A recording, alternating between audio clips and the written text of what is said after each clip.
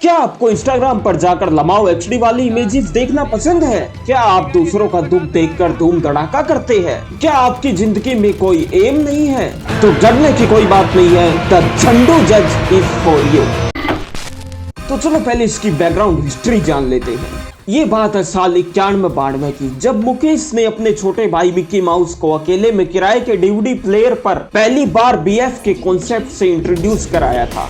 लेकिन उस टाइम मुकेश ने ये कभी नहीं सोचा था कि इस सीडी को देखने से मिक्की डोनल को हसीनापुर की आदत लग जाएगी। उस सीडी को देख देख कर मिक्की ने इतना माउस किया कि उसको मोतियाबिंद हो गया। इसी वजह से वो 3 साल से दुनिया के सबसे घटिया गेम में आयरन 1 में फंसा हुआ था, क्योंकि उसको अपने लुल्ली के साइज के जितनी दूर तक ही दिखता था, जिस वजह से वो बांडल और फैंटम जैसी गन्स को चलाने में असमर्थ था। लेकिन लकीली उसके भाई फेमस पबजी डेवलपर मुकेश ने उसकी ये परेशानी समझी और मेहनत करके फेमस पबजी डेवलपर मुकेश बन गया और पबजी मोबाइल की S12K को रोहित गेम्स के फेमस डेवलपर SK जोशी को मेल कर दिया।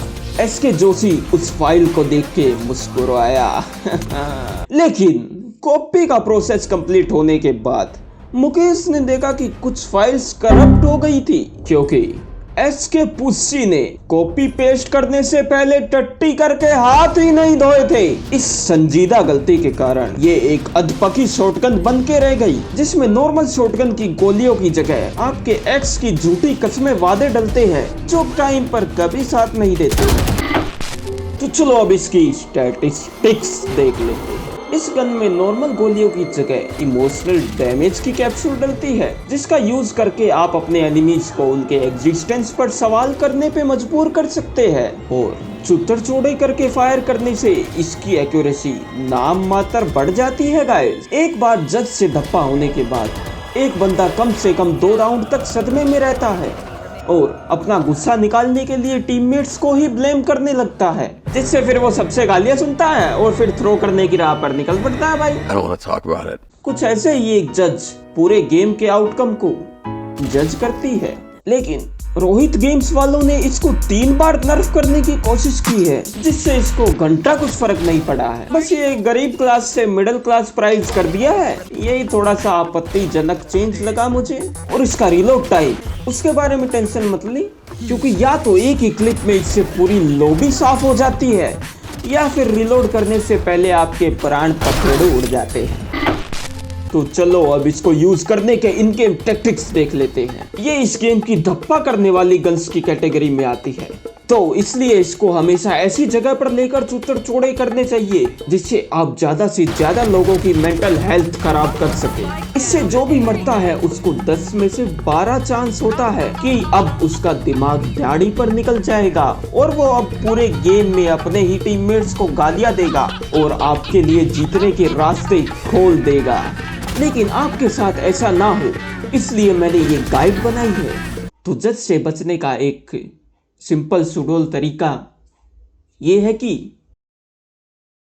गांड में जितनी ताकत है ना भाई, उतनी ताकत लगा के भाग जा वहां से, नहीं तो तेरे को तहस नहस कर देगा उसे जो अल्लाह तेरे पास चाहे कुछ भी हो भाई, जल्दी भाग ले वहां से। लेकिन क्योंकि ये एक ऐसा हथियार है जिसका इन गेम वालों ने कोई तोड़ ही नहीं बनाया बेंचो, कुछ भी नहीं है भाई, इसका काउंटर कुछ भी नहीं है। स्टन कर लो, फ्लैश कर लो, लेकिन जब तक बंदा जज लेके जिंदा है उसको पास जाते ही वो आपको जन्नत नसीब करा देगा।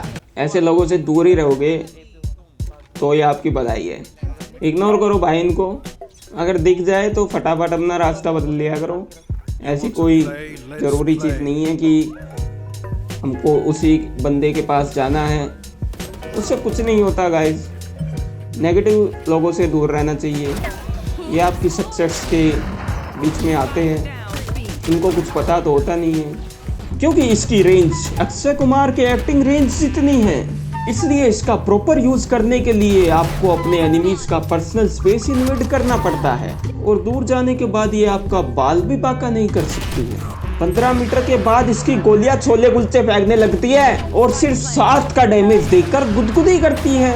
इसको बाय करते टाइम इसकी स्टैट्स में एक चीज मिसिंग रहती है गाइस, वो है इसका बेवफा धोखेबाज देशद्रोही फीचर, जिसके एक्टिवेट होने पर चाहे आप एनिमीज के गांड में घुसकर मार लो, तो भी उसको कुछ डैमेज नहीं होगा भाई, और आपको लगेगा रन एंड गन हेडशॉट। ये फीचर कभी भी कहीं भी किसी के साथ भी तो बस ऐसे यूज करते हैं जालिम जज को। मिलते हैं अगली बार फरीदाबादी फ्रेंजी की गाइड में। और हाँ, याद रखना दोस्तों, इस गेम के किसी भी गली कोने में एक जज वाला अपने चुतर चौड़े करके बैठा हो सकता है। क्या पता उस स्पॉट में बैठा हो, क्या पता उस कोने पे बैठा हो, क्या पता उस डब्बे के पीछे बैठा हो। तो भाई इससे डरने की कोई जरूरत नहीं है, अपना जाके रन एंड गन रो रही, इजी जीत यार, क्यों टेंशन ले रहा है।